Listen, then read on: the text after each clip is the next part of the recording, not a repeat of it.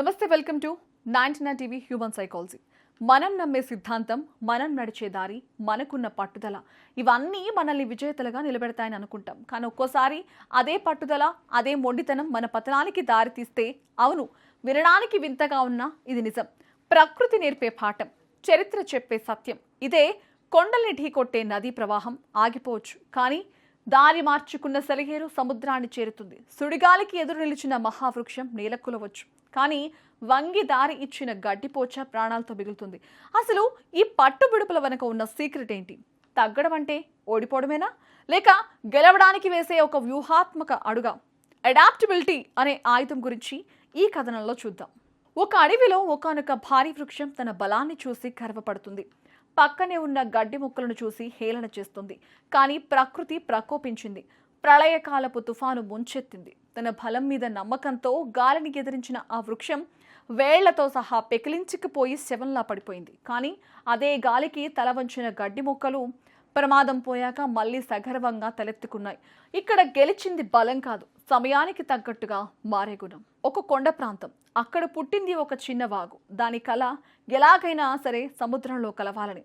దారిలో రాళ్ళెదురయ్యాయి, గుట్టలు అడ్డుపడ్డాయి. మొదట వాటిని ఢీకొట్టే తన ఉనికిని కోల్పోయింది. కానీ వెంటనే పాఠం నేర్చుకుంది. రాళ్లతో యుద్ధం చేయడం మానేసి వాటి పక్క నుంచి దారి వెతుక్కుంది.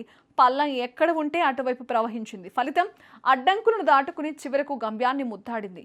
మనం కూడా మన జీవితంలో అడ్డంకులు ఎదిరినప్పుడు వాటిని ఢీకొట్టి గాయపడాలా, లేక దారి మార్చుకుని ముందుకు సాగాలా అన్నదే అసలైన ప్రశ్న. చాలా మందికి నేను ఇంతే అనుకుంటా, మార్పును అంగీకరించరు, పాత పద్ధతులే సరైనవని వాదిస్తారు. కానీ కాలం ఎవరి కోసం ఆగదు. టెక్నాలజీ మారుతోంది, ప్రపంచం మారుతోంది. చదువులోనైనా ఉద్యోగ వ్యాపారాల్లోనైనా కాలానుగుణంగా మనల్ని మనం అప్డేట్ చేసుకోకపోతే ఆ భారీ వృక్షంలాగే కూలిపోవడం ఖాయం. సర్దుకుపోవడం అంటే లొంగిపోవడం కాదు, అది ఒక వ్యూహం. కొంచెం ముందుటల్లా కొదువు కాదు అన్న వేమన మాటల్లోని అంతరార్థం ఇదే. మరి ఈ అడాప్టబిలిటీని అలవాటు చేసుకోవడం ఎలా అని ప్రశ్నించుకుంటే ఇది ఒక పద్ధతి ప్రకారం సాధ్యమవుతుంది. మొదట మార్పును అంగీకరించాలి, కొత్త పరిస్థితులను చూసి భయపడకూడదు. రెండవది నిరంతర అభ్యాసం, మారుతున్న కాలానికి తగ్గట్టుగా కొత్త నైపుణ్యాలు నేర్చుకోవాలి. ఇక మూడోది సానుకూల దృక్పథం, సమస్యలను అడ్డంకులుగా కాకుండా అవకాశాలుగా చూడాలి. చివరిగా సహనం, కష్ట సమయంలో కాస్త తగ్గి ఉండి మళ్ళీ లేచి నిలబడగలగాలి. తగ్గేదేలే అని ప్రతి చోట మొండిగా వెళ్తే ముక్కు పచ్చడవడం ఖాయం. కానీ గడ్డి మొక్కలాగా అనివార్యమైనప్పుడు తాత్కాలికంగా తలుంచి మళ్ళీ సగర్వంగా నిలబడగలిగితే జీవితంలో తిరుగులేని విజయం లభిస్తుంది. అడాప్టబిలిటీ అనేది మన బలహీనత కాదు, అది మన అంతర్గత బలం. ఆ బలమే మనల్ని నిలబెడుతుంది, గెలిపిస్తుంది. మరి మీరు మహావృక్షంలా మారి విరిగిపోతారా, లేక గడ్డిపోచల సమయానుకూలంగా వంగి గెలుపును అందుకుంటారా? చాయిస్ మీదే.